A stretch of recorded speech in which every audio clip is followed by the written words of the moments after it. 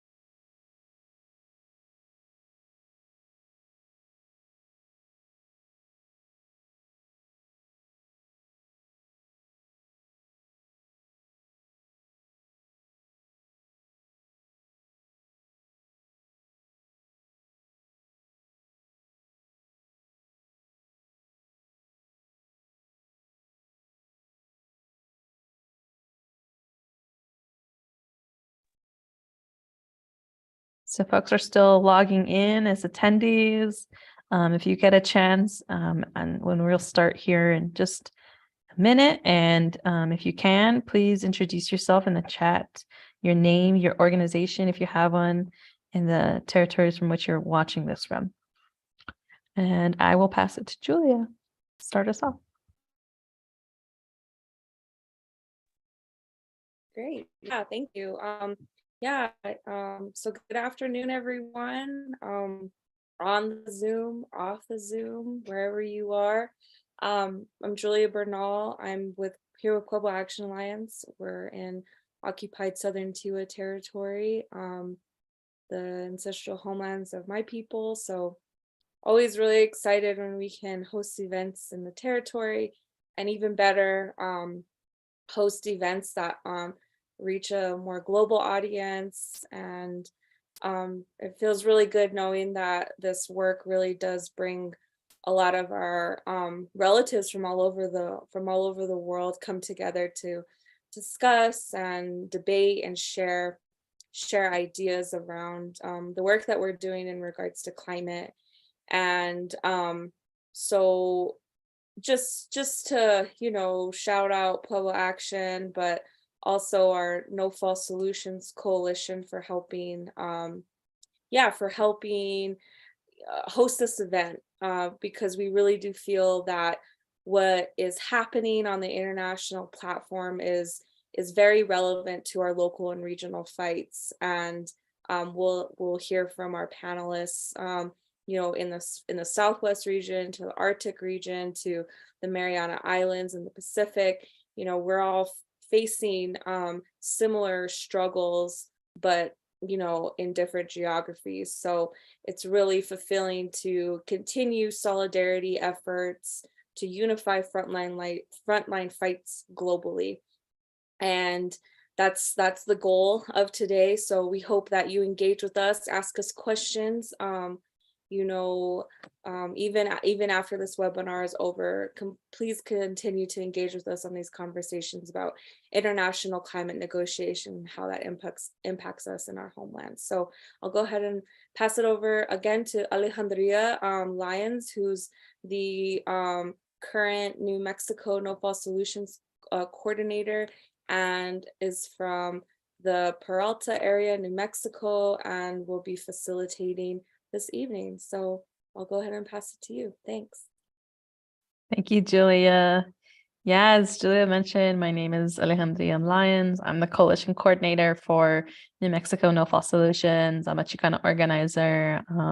Been working in environmental justice for the last 7 years here in New Mexico. My family comes from a Sequia community, and so fighting for our air, our land, and our water for our future, and to protect our cultures is so important to us. So it's great to be here with so many of these frontline Indigenous leaders here tonight to hear about their experience at the Conference of Parties, which was held this year in Egypt in Sharm El-Sheikh.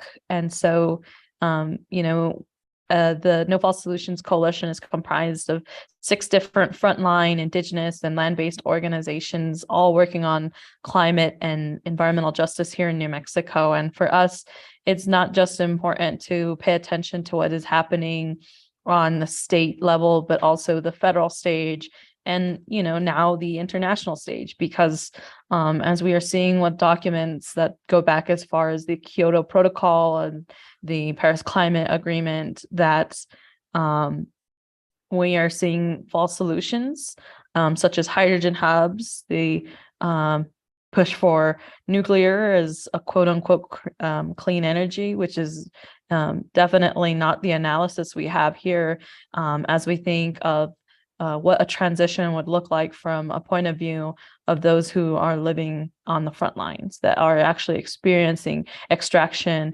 and what this means for our communities and our culture and our future, especially here in the arid Southwest. So but without further ado, we're going to share a video created by the Climate Justice Alliance to give all the participants a bit of idea of what it was like out there for many of our panelists. And this is a video of the It Takes Roots delegation. So.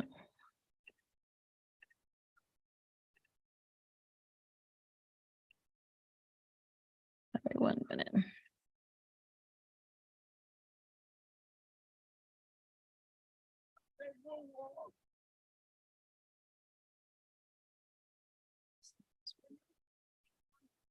Industry are really responsible for so much of the carbon pollution that's happening in this world. They emit more than most countries do as entities. They are the single largest consumers of the fossil fuel industry, and they are also the single biggest entity that protects the fossil fuel industry. And the fact that they're exempt from any of the protocols that are being established over the last 20, 30 years is a huge misstep.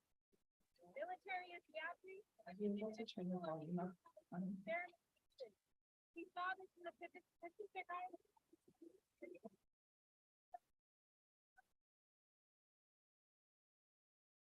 To see how our bodies impacted. Now, even false solutions to climate change are being tested on our bodies. The military is there to protect capitalism and colonialism. And capitalism and colonialism cause climate change. If we consider ourselves true climate activists, we also have to consider ourselves as anti-war activists, because these intersections are deeply intertwined. And so really, if we are wanting to fight back, we have to recognize that there's no such thing as greening the military, and there's no such thing as greening colonialism. COP is not a place for showmanship. It's a place to tackle climate emergency. If the COP is really serious about tackling global warming, COP has to name war as a major cause of global warming. We want all countries to connect in a just transition. We want them to secure 5 million green jobs by the next year. And commitment to development. It is important that we build peace, that we fight for human rights, and that we understand the intersections of all the different struggles around the world to create something that is healthier and more beautiful and more regenerative. I think the community organizing, because ultimately we are all sharing this world, and everyone has a role to play in making sure that we can fight for a better future. Awesome. So that was a video specific to the It Takes Roots delegation, which is a couple different national formations, which include the Indigenous Environmental Network, Grassroots Global Justice Alliance, Climate Justice Alliance. And so they make an effort to bring not only their staff, but many of the frontline leaders, like Moñeka and Julia, on these delegations to talk about the very specific issues that are being seen because of the false solutions that are being committed to by nation states at the Conference of Parties. So I think it's important now that we hear introductions from all of our panelists. So I want to start off with Moñeka. And can you state for us your name, where you're coming from, your organization, and just briefly why you were at COP? Hathare Tiro, everybody. Guahusi Moñeka De Oro.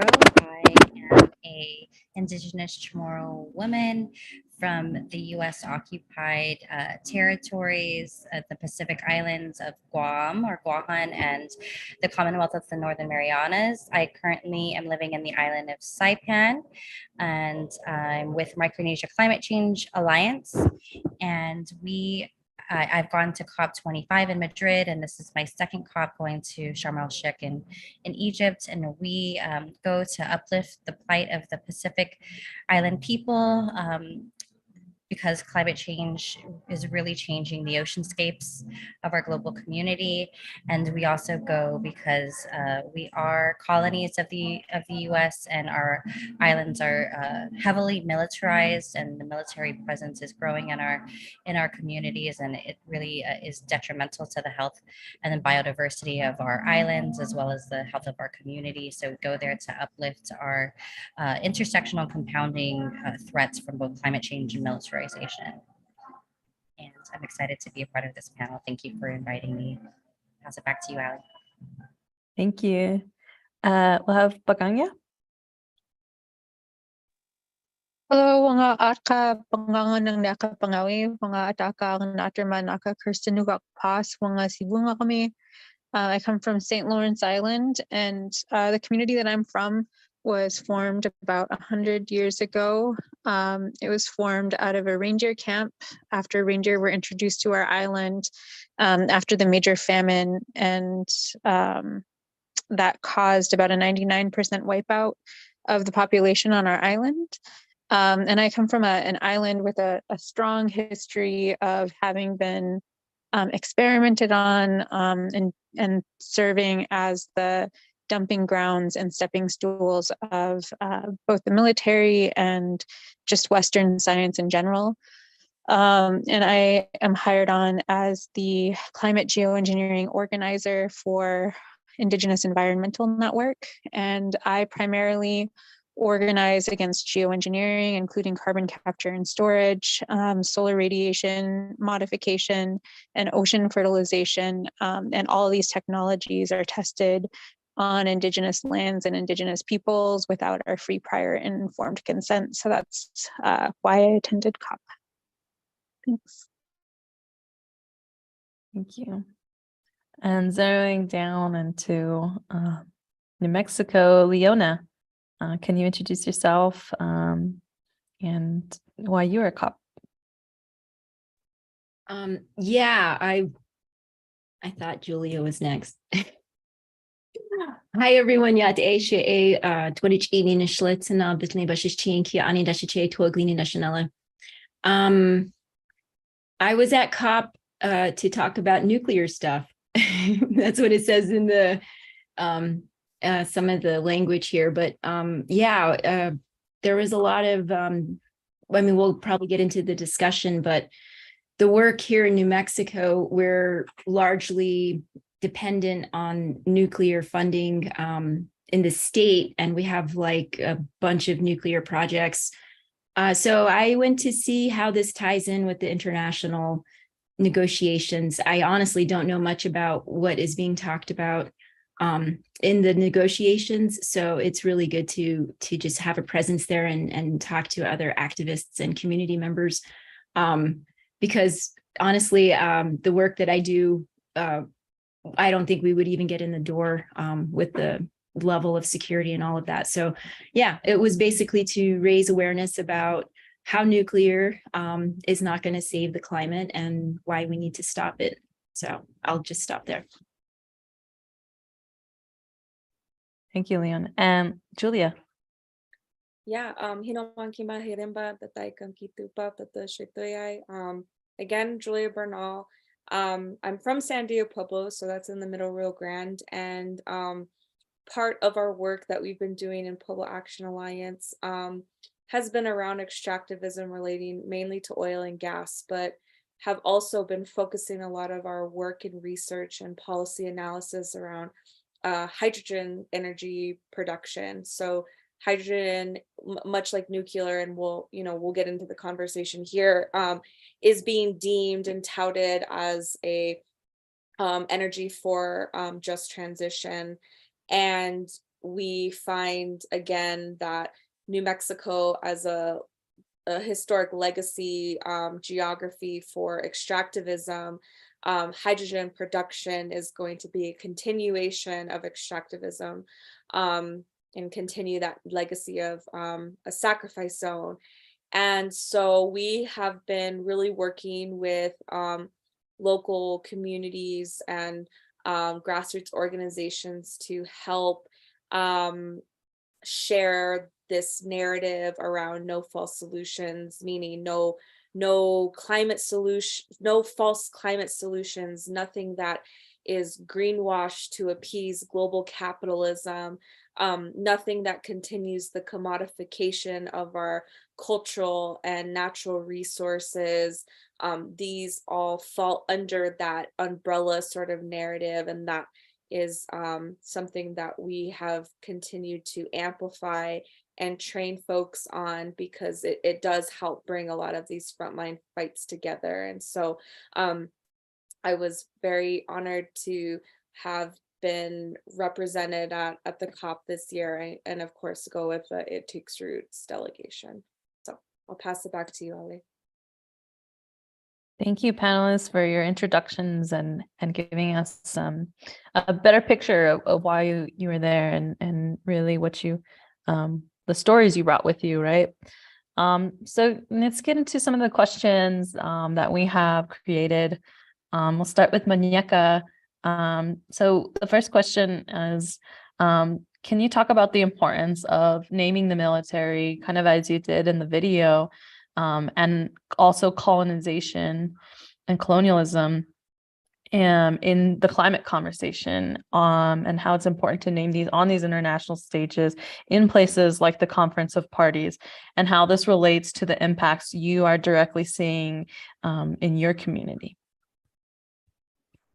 Sure. Thank you for that question, because it's really not given any space in the climate negotiations. It's not given much space or visibility at all. And it's really important to start holding polluters accountable. And COP, this one especially, was so full of hypocrisy, not only because there were so many representatives from polluters and from fossil fuel industries who were allowed to be in the negotiation spaces, but all these other false solutions were really taking up a lot of space at COP. This COP27 was a milestone was reached for Indigenous communities. I wasn't actually specifically on the It Takes Roots delegation. This COP, I was a part of a Pacific delegation, Pacific Indigenous peoples delegation that went, and there was 20 of us from the Pacific who joined around 180. So this is the first time that there's 200 Indigenous peoples, where really it's just a sprinkle of Indigenous peoples in a conference that over 65,000 people attend. So we're really, really underrepresented in the space, and it's definitely, especially if we're not state actors, and some Indigenous peoples like those from the Pacific have Indigenous heads of states, but in other places where we don't, and the state is actually adversarial to our communities, conversations like militarization and conversations around false solutions are pretty much absent from the negotiation spaces. So even us attending, we only had observer statuses, and we didn't have access to spaces where real decisions are being made. And the issue of militarization has never really been raised from the time of the Kyoto Protocol, which I believe was in 1998, a real long time ago is when they set that out. They allowed for militaries to be exempt from reporting, from tracking emissions, and from having to phase out fossil fuels from their systems. And the military is one of the largest polluters in the world, the US military. The US military actually emits more greenhouse gases than 140 other nations do combined. So they consume about a quarter of the world's energy and pollute so much. So how aggressive and how serious is the UN and our global community in how serious are we in tackling climate change if we can't even hold accountable the largest polluters? If we are exempting not only the US military, but the world around, the whole world over, all of these industries of war and death, if we can't reel that in these in negotiation spaces. So for my community, this is really important because we have been a colony of the United States for over 100 years now, since 1898. And we haven't expressed as Chamorro people our right to self-determination. And we've been, before that, we were colonies of Spanish. And during World War II, we were also a colony of Japan. And I'm speaking for the people of Wuhan or Guam, where my grandmothers are from and my parents are from. But we don't even have a seat at the table at these places. So, and the military is actively destroying acres and acres of our last pristine limestone forest. And they're doing this all to create more areas for weapons training, for firing range complexes. And they're doing this on top of the life source for our island, our northern lens aquifer, which feeds 85% of our population their drinking water and their daily water needs. And the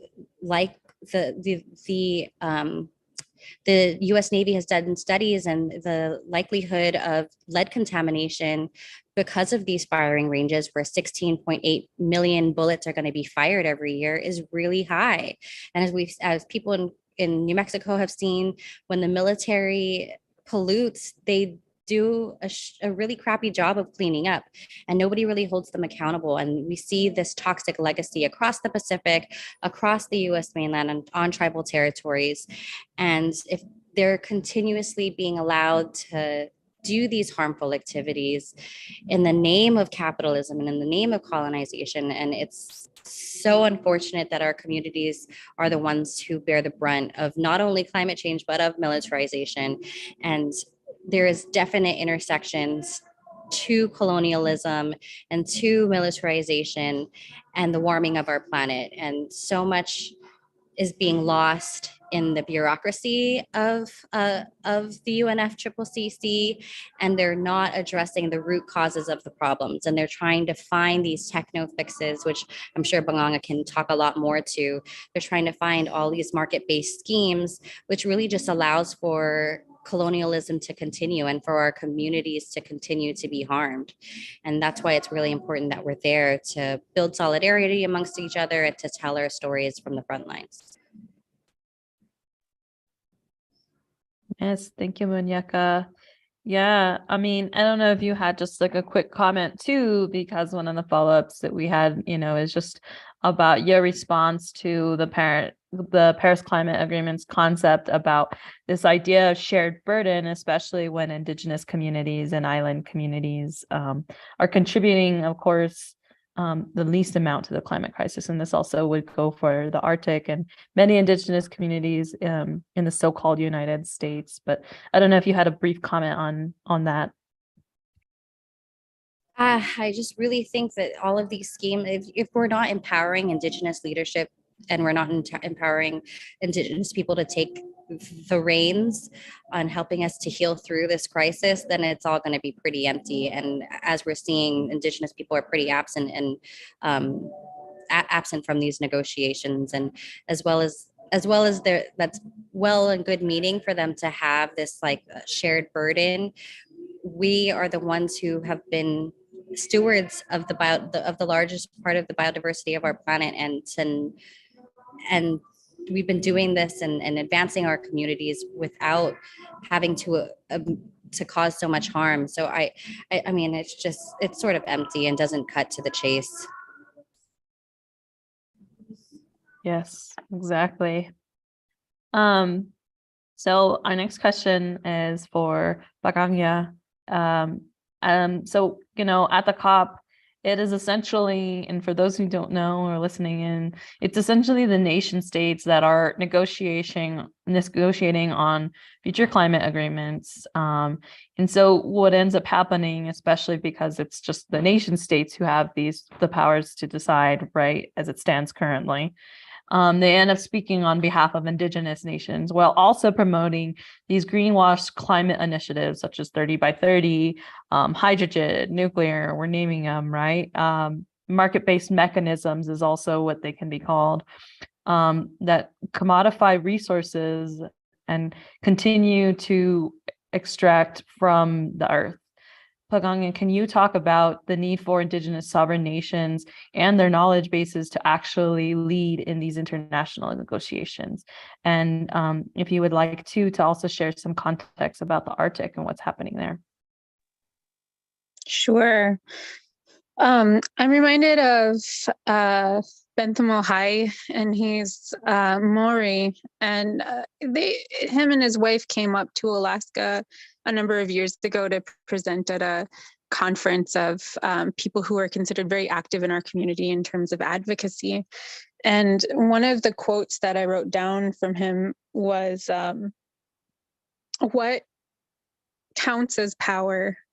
What power counts? And who decides? And he also said many things. So what counts as knowledge, what knowledge counts, and who decides? And in these spaces, and anywhere I am, when I'm thinking critically, I always think about, like what counts as a nation and what nations count and who decides. And, the United Nations is a space where supposedly they really respect and believe in tribal sovereignty. And yet we are not truly considered sovereign because we don't have voting power. We only have observer status.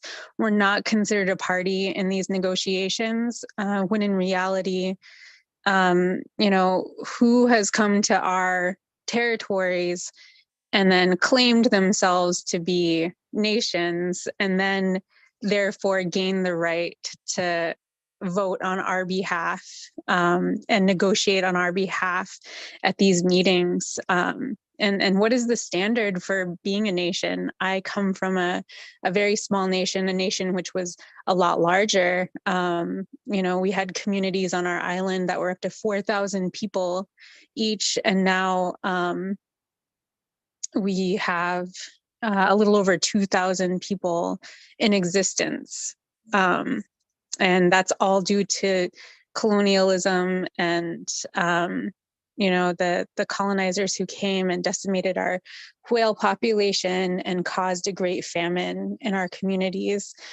And yet we are not considered nations because a nation is designated by the definition of someone else and not ourselves. And in these spaces, we as colonized people have always been, our lands have always been sought after due to the resources that we occupy on the lands that we occupy. And the so-called nations who occupy our lands are the ones who get to decide what kinds of policies will impact us, for several generations. And they have an interest in continuing the fossil fuel era to be able to maintain power and privilege through, the military, and to continue just extracting from our lands. And by the way, climate change is only possible because of colonialism, and it's only possible because of racism, because the places that we live are considered the sacrifice zones. And if you are you have to have a systemic based discriminatory system in order to designate certain groups as expendable. If none of us were considered expendable, then we would not be allowed to sacrifice anybody. Everybody would be treated equitably, equally. And so if we had the power as marginalized groups to be able to vote and negotiate in these spaces, and we were able to truly eliminate racism and colonialism, we wouldn't continue perpetuating the problems that are inevitably perpetuated because people with corporate interest continue influencing the decisions and outcomes that are created with things like the Paris Agreement, which the Paris Agreement, especially Article 6.4, is a space that allows for a global carbon market. It allows for companies basically to be able to buy their way out of accountability, to buy their way out of over-emitting, and to continue over-emitting in Indigenous communities, Black, Indigenous, people of color communities, while using other Indigenous spaces that have protected with our blood the biodiversity. We've protected 80% of the biodiversity.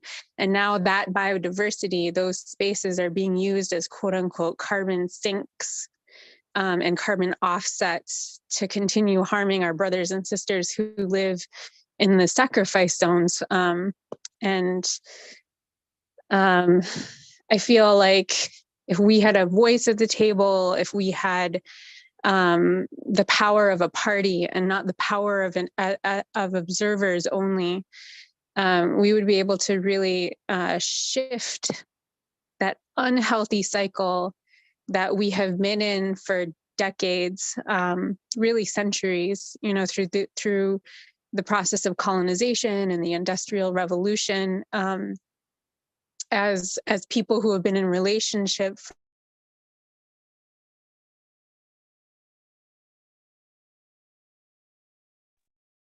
I think your audio cut out just as you said relationship, Panganga. For millennia. There are these, sorry, go ahead. Oh, go ahead. No, it just cut out just after you said building relationship. Yeah, I mean, we've been in relationship for millennia with these ecosystems, and yet we are not at the front of the solutions to be able to maintain those ecosystems, even if we're the ones who have maintained them. And so now we're being targeted not only by fossil fuel industry and mining, but also we're being tested on by these crazy techno fixes that are basically the swan song of a dying industry. It's like the swan song of the fossil fuel era and extractive industry, the last lifeline of them to continue maintaining themselves is geoengineering. So the ability to try to alter Earth's major systems like the stratosphere, and to alter on a large scale globally the amount of fertilization that's in the ocean, or alter the surface of the Earth by spraying sulfur dioxide into the stratosphere at the millions of tons rate every year, or to sprinkle silica hollow glass microspheres over 100,000 square kilometers of the ice to make it shiny so it will be thicker. So that value system says, rather than divest in fossil fuels, rather than keeping fossil fuels in the ground and transitioning to a more equitable and more sustainable economy, we would rather alter the amount of sunlight that reaches the Earth by spraying basically more pollution into the stratosphere to dim out the sun, or we want to sprinkle toxic materials where Arctic peoples are living and thriving, we want to spread those toxic materials on the ice to reflect sunlight back into space. We're still continuing to treat Indigenous communities in that way as sacrifice zones. So the global North and large polluting countries and industries can continue business as usual, to continue to be able to, perpetuate the harm that they've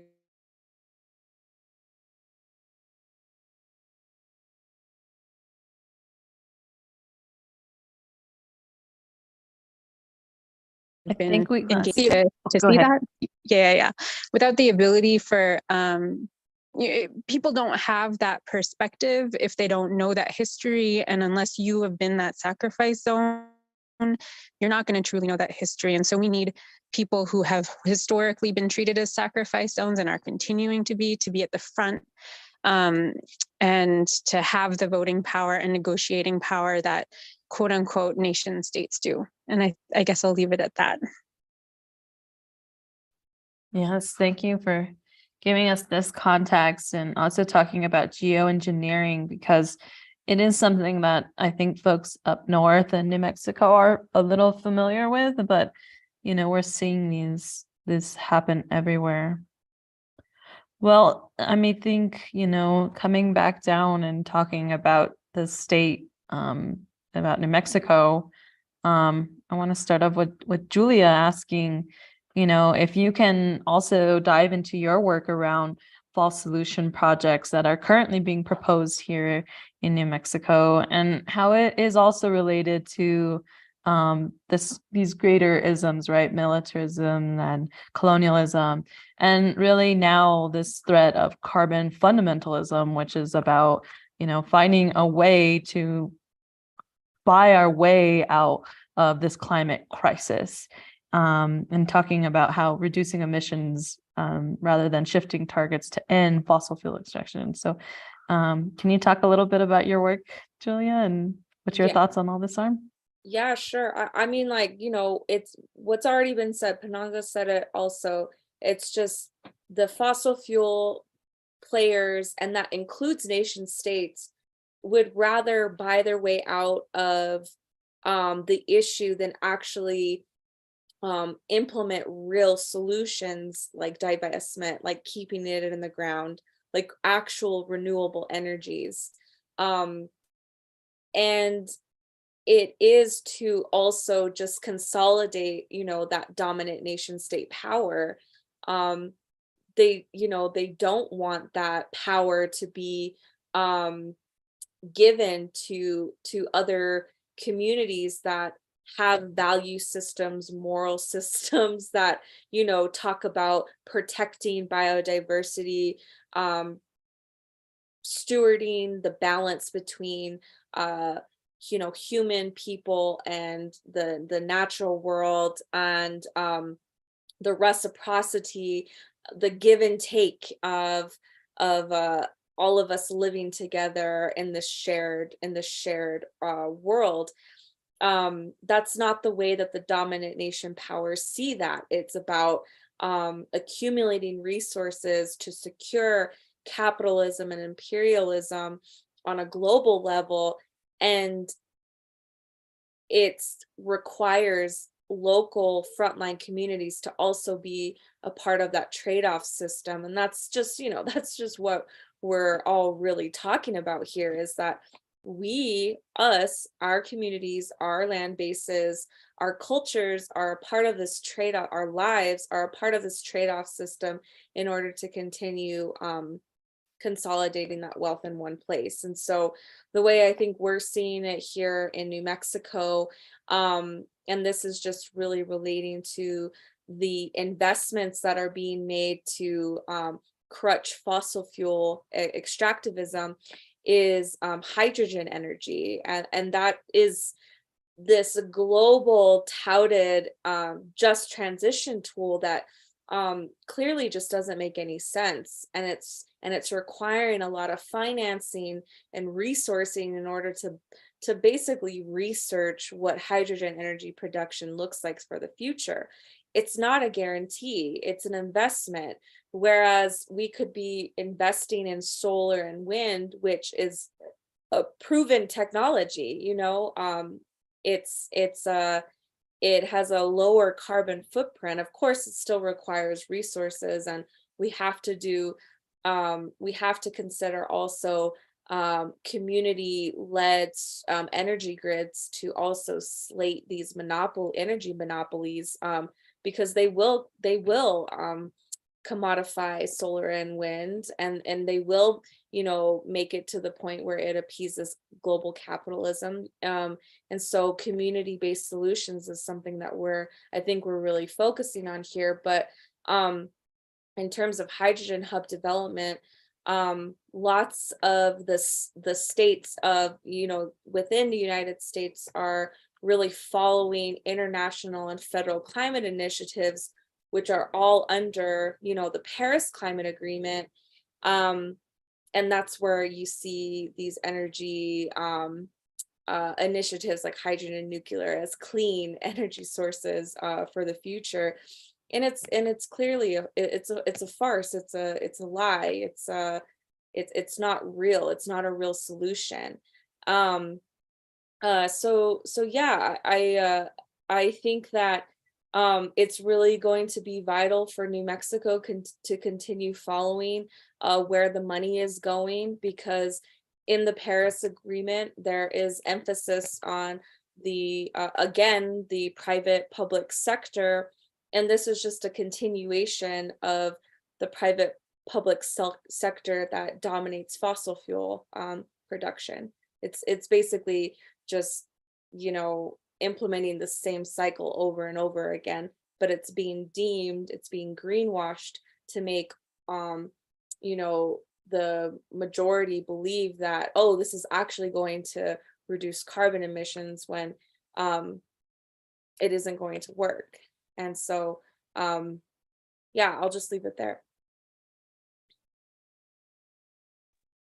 Yeah, Julia, just as a follow-up question, can you talk about you know, the political landscape here in New Mexico? Because I think, you know, there's a misconception that blue strategies or democratic strategies will help us win the climate war.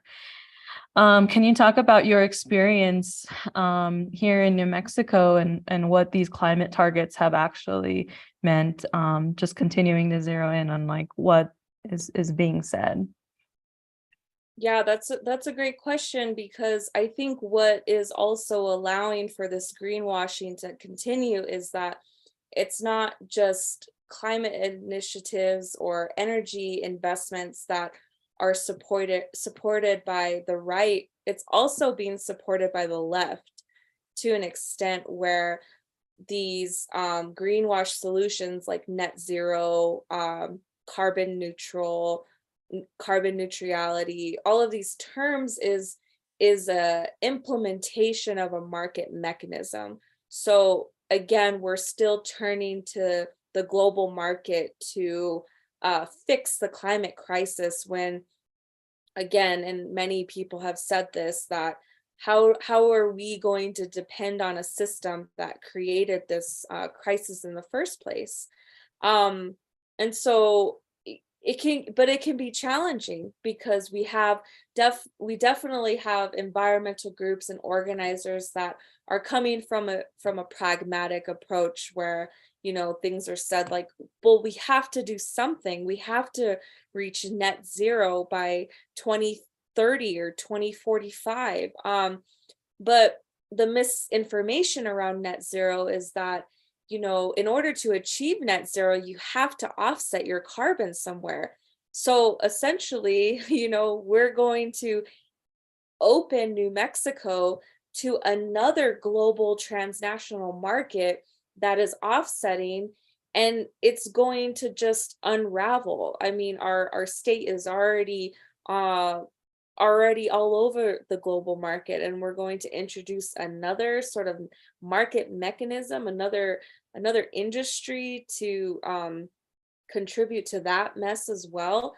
And I think that's just been the challenge, is having to remind people that value systems, morals, indigenous stewardship in some cases, land back, rematriation.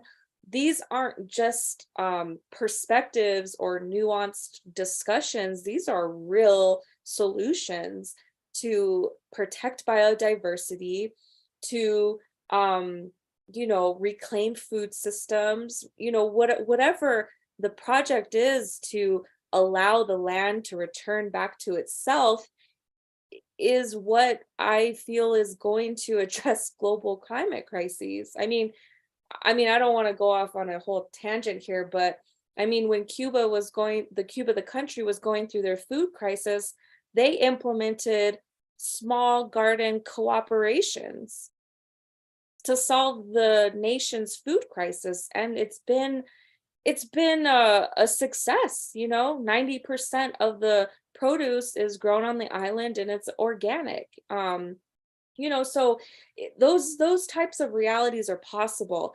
It's just about decentering nation state powers and allowing land-based people to live in harmony and in balance with their land bases. So I'll just end there.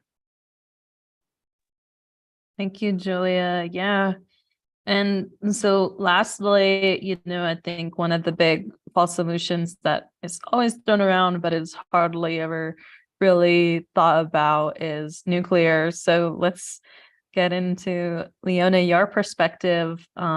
As you already mentioned, everybody says, they'll talk about nuclear stuff, but at this COP, could you share how nuclear energy is contributing to greenwashing climate solutions and how this is perpetuating a false narrative, as well as, if you want to give context too about your experience here in New Mexico organizing? Sure, thank you. And yeah, I'm so happy to be here. Thanks for giving me some space, and I'm happy to see how many folks are attending. It was, to me, I don't know, I had a different experience, I think, maybe more intense a little bit than some folks, because I've been to 3 other COPs, so this was my 4th one. I'm supported by a loose network called Don't Nuke the Climate. So just like you said, nuclear doesn't get a lot of attention.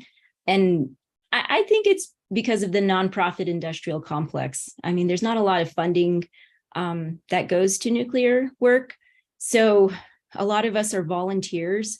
And the first COP I went to, I didn't know what was going on.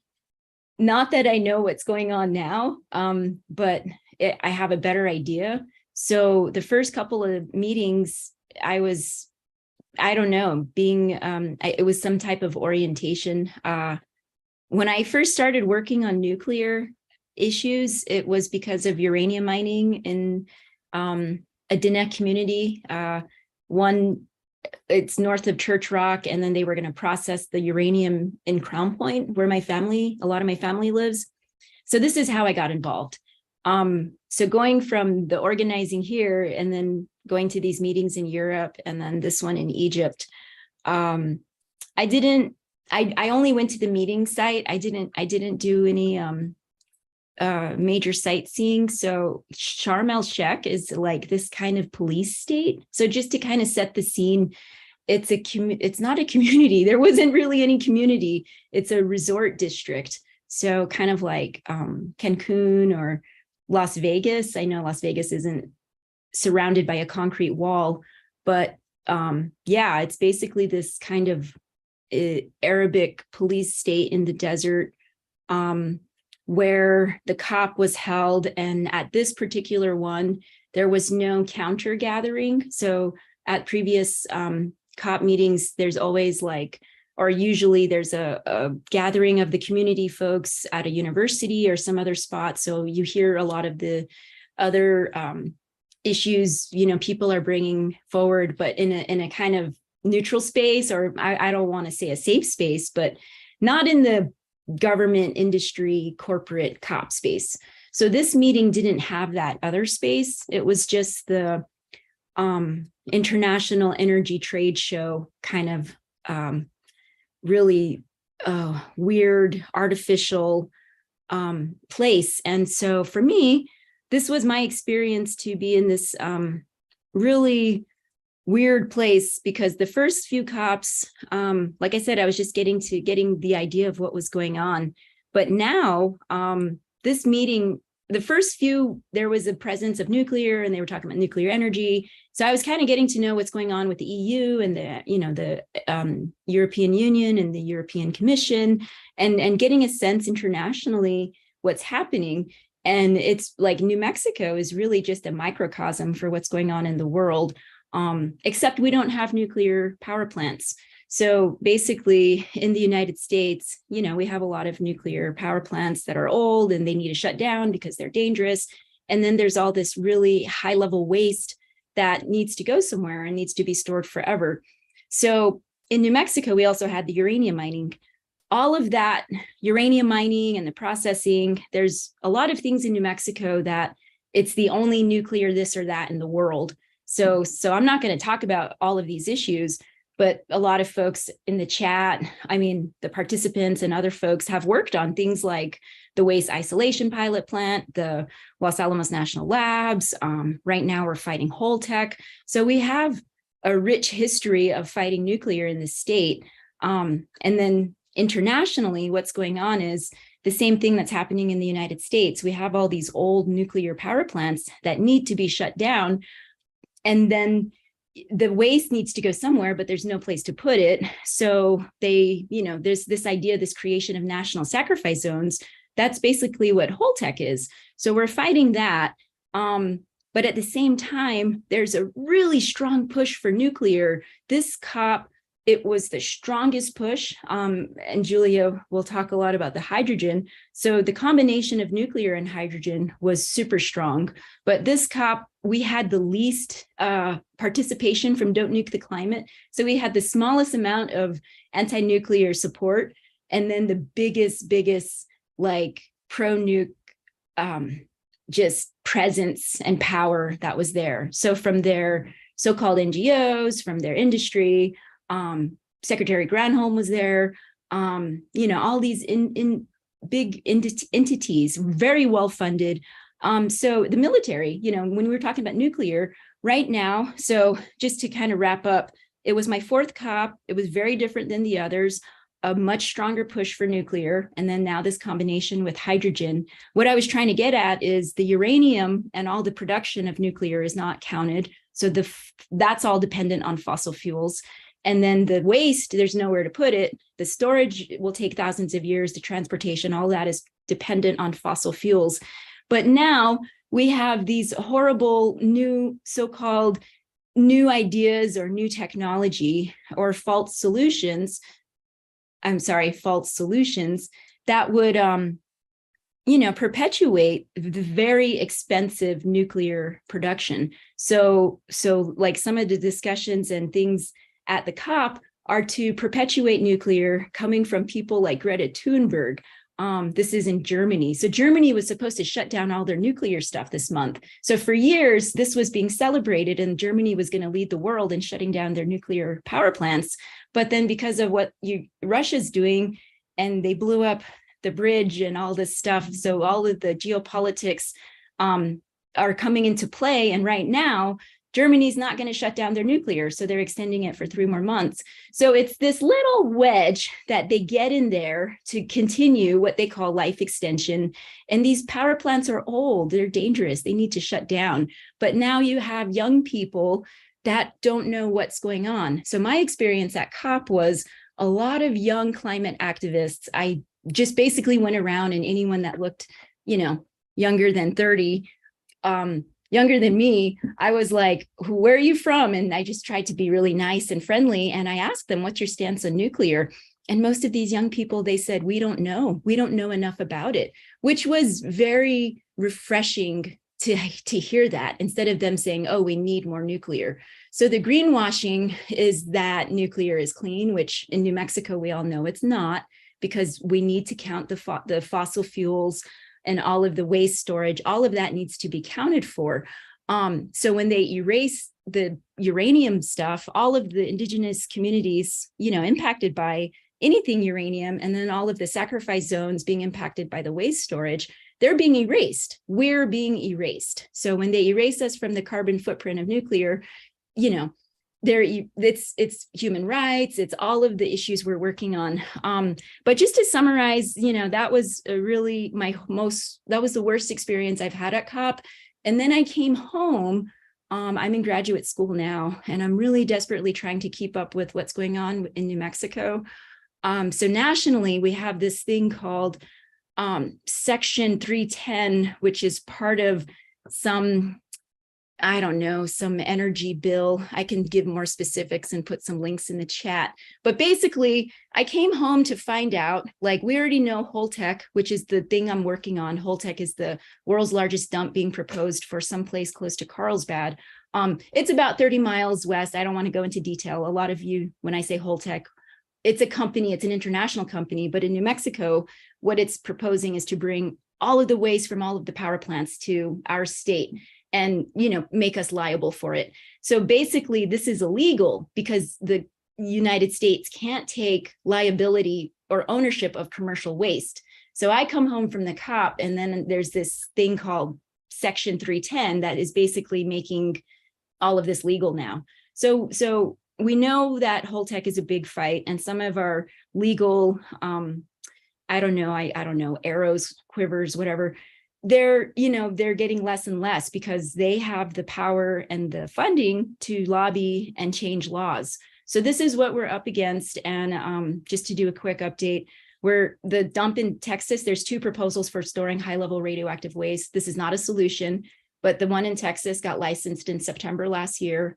We're expecting Holtec to be licensed this year or early next year. So the one in Texas, because it was licensed, the court case was literally the day before we flew to COP. It was a horrible court case. So the state of Texas is fighting that nuclear dump. When the Holtec license is issued, we're pretty sure it'll be issued. We're going to keep fighting it. The state of New Mexico is also fighting it.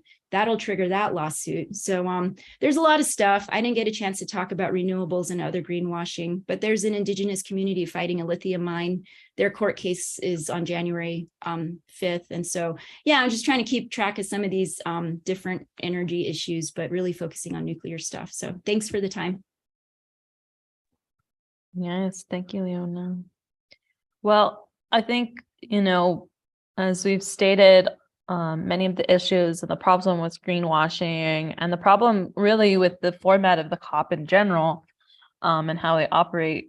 I'm curious to hear, briefly what you all think are solutions. So why don't we go in the same order and start with Moñeka about from your perspective and your lived experience, as well as if you've done research or your own analysis and talking to your community, what are the real solutions specifically for your region and your nation? Moñeka?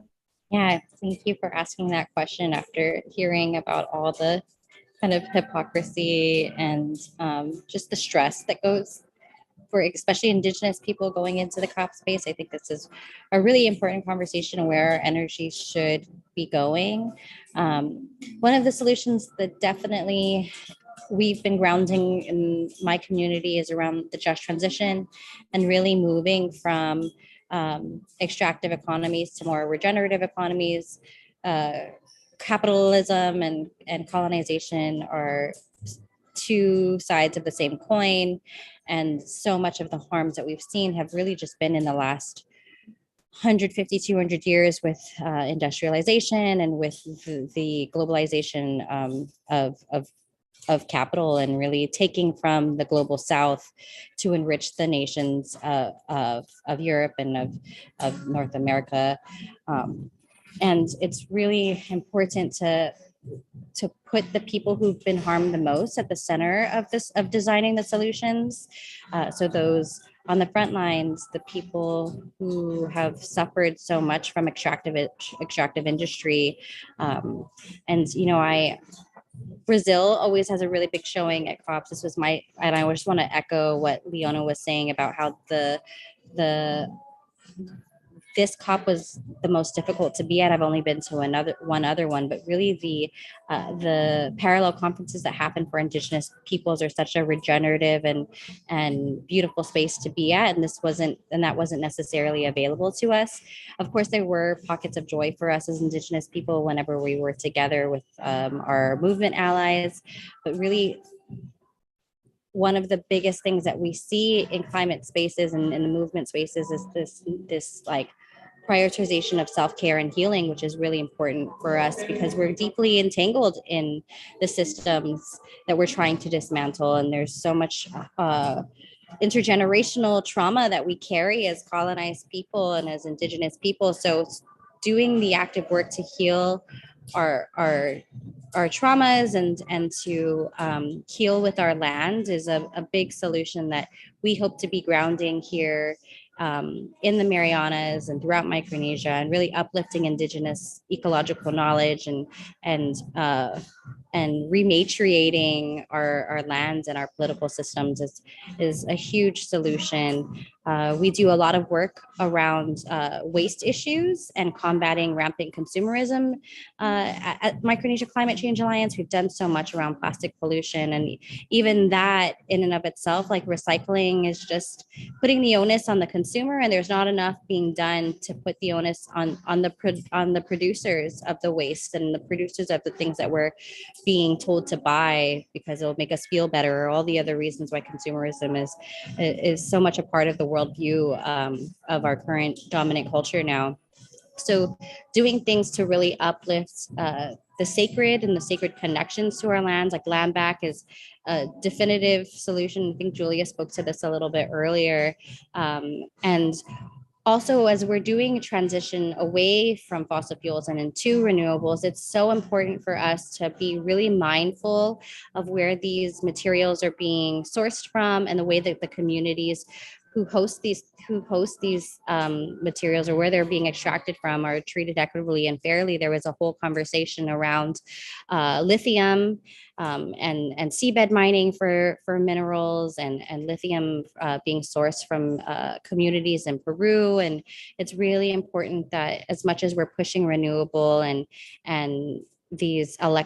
going electric with electric cars, that we're also really wanting to transform the systems in which corporations are profiting off of the extraction of these resources, and doing it via the just transition is something I've been a champion of and hope to see really be grounded. It's the just transition. There was a whole just transition pavilion, and it seems like it's taking up a lot of space now in the language at COP, and it's being something that people are buying into, but I'm afraid that it's just being co-opted like so many other things at that high level and implementation phase. So I think it's our duty to continue to empower young people who are going to be coming into this fight to really be critical thinkers and be critical of the way in which these marketing around these false solutions and the ways that they're being marketed to us, like nature-based solutions. It sounds great, it sounds nice, but what does it really mean when they're touting these policies? So there's just so much more resources on the other side of things. And for us, it's really just about maintaining our own personal health and the health of our families and those close to us, so that we can be in this for the long haul. Yes, so thank you for that reminder, Moñeka. I know there's a panel that was aired on Twitter where CJ co-director Benishi also mentioned something like this, that movement's not asking you to sacrifice yourself. So thank you for that reminder. Panganga? Hey, I really believe that if we're going to change, make the changes that we needed to make, we have to change our relationship with each other as societies, as nations. We have to change our relationship to the land as a whole people. There are a lot of components of healing that need to take place in order for us to change our relationships with each other and with the land. No longer commodifying the land, no longer designating specific people as sacrifice zones or as disposable or expendable, and really viewing ourselves and understanding ourselves as one with the earth and as one with nature. We're not separate. We're a part of nature, and we're destroying ourselves is essentially what we're doing. Land back is something that I truly believe will heal things, because we as Indigenous peoples have protected 80% of the biodiversity. So if you protect us, you're protecting the earth, and you're protecting, the ability for earth to continue to make itself friendly to us. I know that through my visions and through my dreams, that earth is going to be fine. It's the people who are in danger because we're the ones who are destroying ourselves. Earth will continue if or when we are gone. So land back and making sure that the most marginalized are protected, because we will always be the most marginalized if we're continuing the way that we are now. And so by protecting us and uplifting us, you uplift and protect everybody else. So I'll leave it at that. Thank you. Julia, reflections? What are real solutions? Yeah, everything said, land back, rematriation, and then just I'm all, and then also, I do think that like we need to really support community-based solutions, because they work. Those that are land-based communities really do have knowledge and skill sets to make determinations for what they feel is the necessary steps forward for their communities. So, we've seen examples of small solar community solar initiatives that really do give communities a lot more autonomy over their energy grid and not feel so dependent on large energy monopolies that are just, really holding all of us hostage, because a lot of the time they only really incentivize like solar and wind for those that own homes, or that doesn't really that doesn't include like the entire population. We were kind of talking about that earlier. But for New Mexico, it's funny, Leona, because me and Leona are both in grad school, and we did a presentation today, and we also provided policy recommendations. But I really do believe in these policy recommendations that specifically for New Mexico, we rely a lot of our state revenue on oil and gas royalties, and we really need to diversify our economy, and could even implement alternative economies that revolve around regeneration, remediation, and cleanup. So we have a long legacy of extractivism here in New Mexico that needs a lot of cleaning up to do, and could potentially provide an alternative microeconomy to help diversify the ways that the state makes money. Those are like some more like short-term solutions, but ultimately the fall of capitalism and the fall of imperialism is really what's going to solve the climate crisis.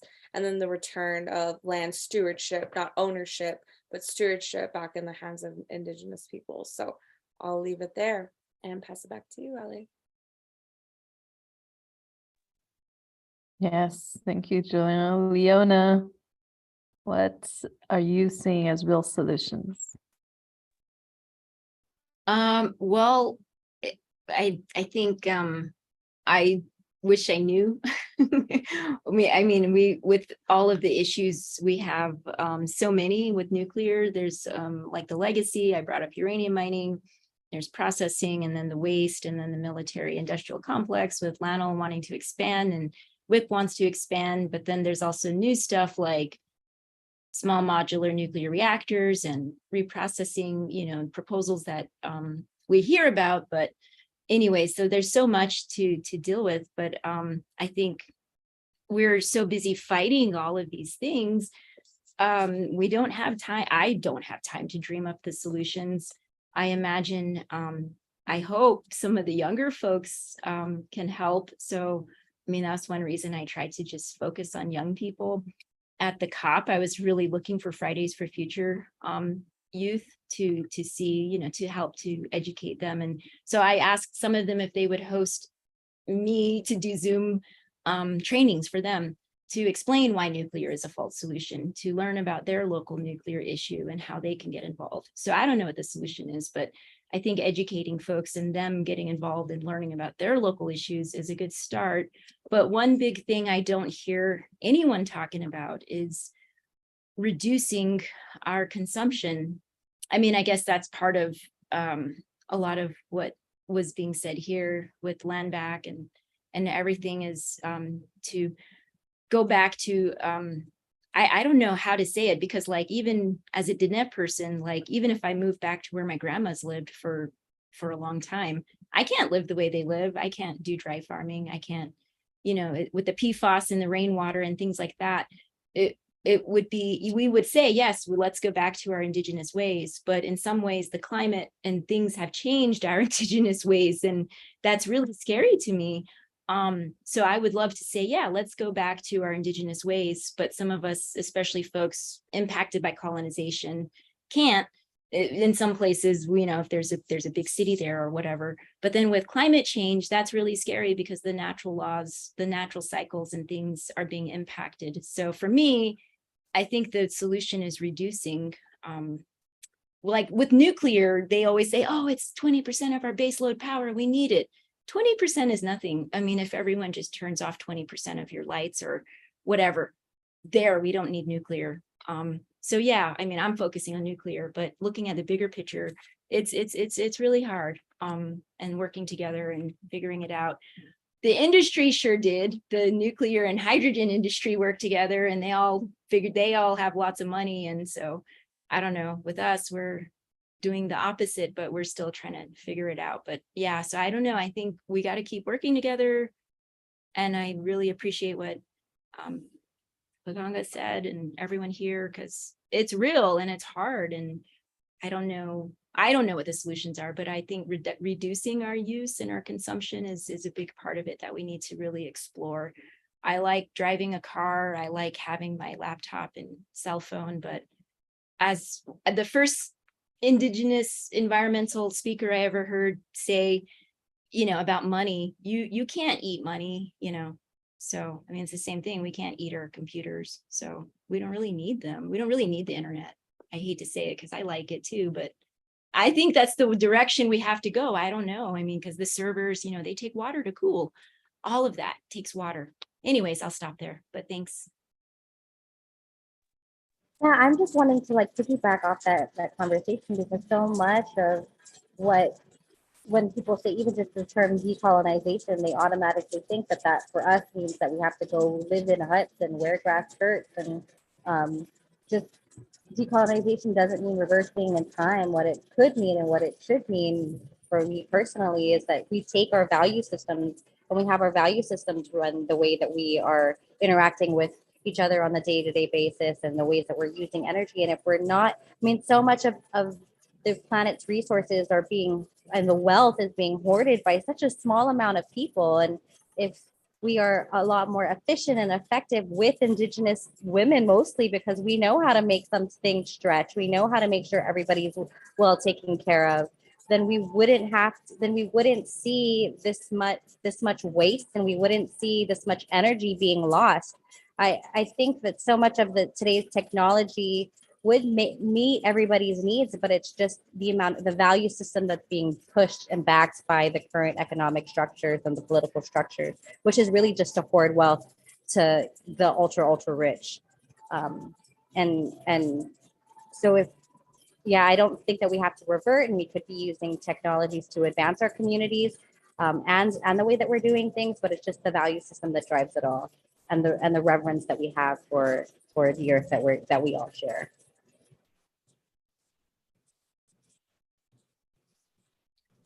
And decolonizing that. I have to agree, because like, even if we're talking about old ways, we did need resources in order to sustain ourselves. It's just done in a way that isn't extractive or done in a way that upholds capitalist or imperialist powers. It was done to meet the needs of the community, and also done in a way where there's regeneration and reciprocity involved. And so, unfortunately, because of colonialism, we haven't been able to advance even indigenous sciences. And I think there's a lot of reclamation with that happening now. And so I do agree that as long as we're implementing like very strong value systems and ways in which there's sustainability and reciprocity happening with the way that we use like the natural world and our resources, that's going to be a large systemic change. But I do have a lot of and I do believe in a lot of what the young people are bringing into this space too, because I do think that they're also trying to think about, well, what's the balance here? Like, how do we address this imbalance that's causing climate change to something that is more harmonious? And a lot of that is also embedded in Indigenous worldview and thoughts. So I definitely have to agree with that. Yeah. Thank you, panelists. There's so much to be said. Since we just have 10 minutes, I wanted to just leave a little bit of time for questions. I think there was a singular question. There was 4 questions that were asked. I think they've all been answered, actually. I think Meredith had a question specifically about lithium that Leona just answered. But if anybody else has a question, please either put it in the chat or raise your hand to ask it, and we will unmute you to ask your question. But yes, thank you. I think panelists, all of you spoke to, your very unique life experiences and, what you have learned through your nations. And I think it's important for us to take back our narratives. And I think this is also part of it, because, it's just, the times are changing, and, it's to see such large delegations of Indigenous people, I think, is one of the things in frontline communities, because for many times we've always been on the outside, and taking on big entities such as colonialism, such as the military, or, as you all mentioned, holding the surplus of energy and selling us this idea. I commend you all for all the work that you're doing, having gone out there for so far from your communities. Does anybody have any questions for the panelists? If I can see, let me see if there's any. Yes.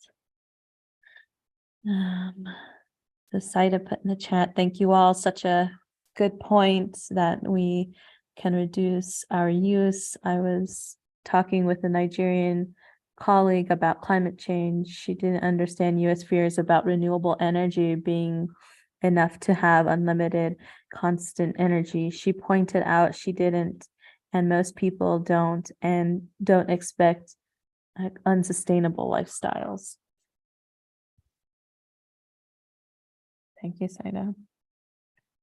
And thank you everybody who's been active in the chat as well during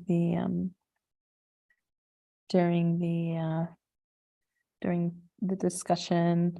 I think it would be great too for panelists if you can drop in any links of work that you're working on for folks to follow you as we wait. Yeah, and Saida did ask, how can we support? And I think one, by following folks, and I don't know if there's anybody else that wants to answer that question. Yeah, go ahead, Paganya. Hey, I just wanted folks to know if you are an Indigenous organization or Indigenous institution, the United Nations Council on Human Rights has an advisory committee creating a report on quote unquote new technologies for climate protection. And this is code for geoengineering. And our experience in the last few months is that the person who is in charge of creating the report has explicitly said that she believes that the development of geoengineering is necessary. And instead of looking at the human rights implications of the technologies and the testing, they have been looking at the human rights implications of not using the technologies and not testing it. And they have received a lot of criticism for not including Indigenous peoples and consulting with Indigenous peoples. And they've done some involvement with Indigenous peoples that we would not consider consultation. And they just dropped this opportunity only on their webpage. They have not promoted it, but the ability for Indigenous organizations and institutions to consult with them on December 12th. So they gave it with less than a week's notice, and we're trying to get as many Indigenous institutions and organizations to participate in that as possible. So if you want to participate in something like that, or if you know of any Indigenous groups who would like to participate in that, please give them my contact information. I'll ask somebody to type it into the chat because I'm not able to type to everyone, but it's Panganga, Panganga at ienearth.org.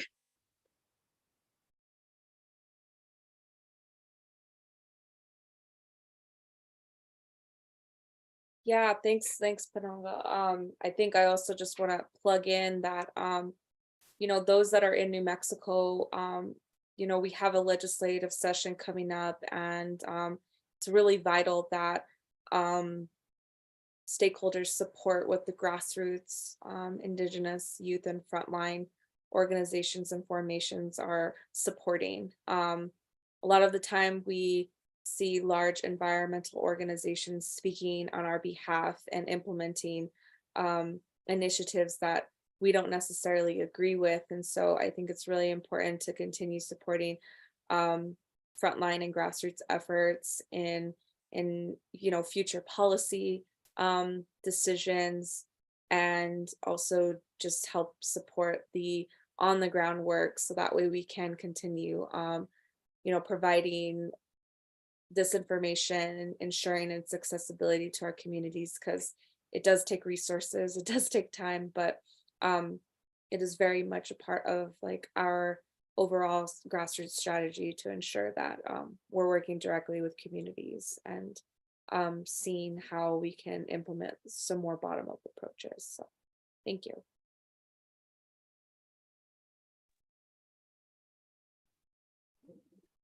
I just want to jump off of what Julia said, because the legislative session for New Mexico is coming up, and we will have a bill to ban nuclear waste dump. So I have no clue what the number will be, but I'm not representing any groups. I'm so sorry I can't sign on. I use the Didn't Know Nukes as an entity that I wish we could help to support in some way, but yeah, during the legislative session, I think if folks are out there, I'm trying to think of a website or someplace to keep up to date.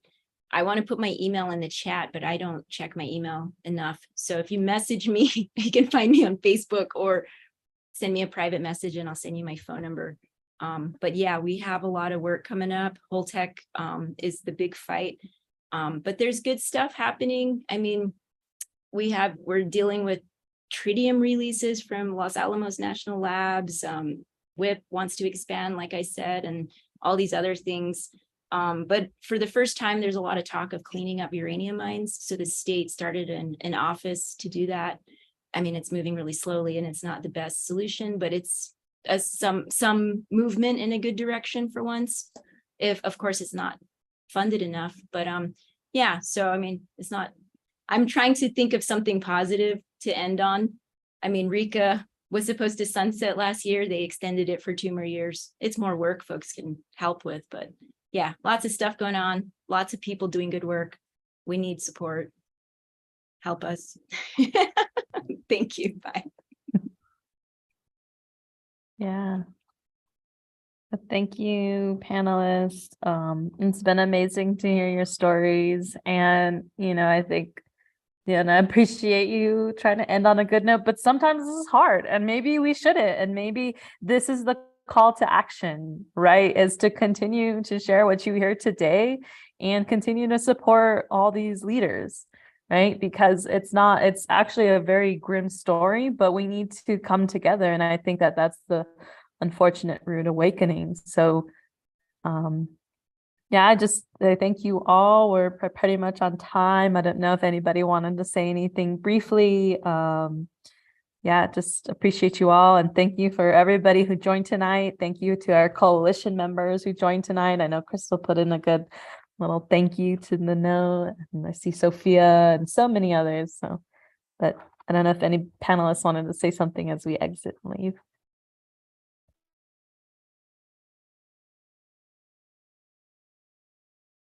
Have a good night, y'all. Thank you. Bye.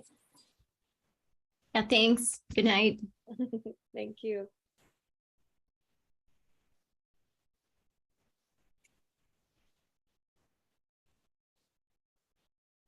Thank you all. Oh, I just wanted to check in with the PAA team to see if you guys are going to be able to meet tomorrow. I met with Ali a little bit earlier. Yeah,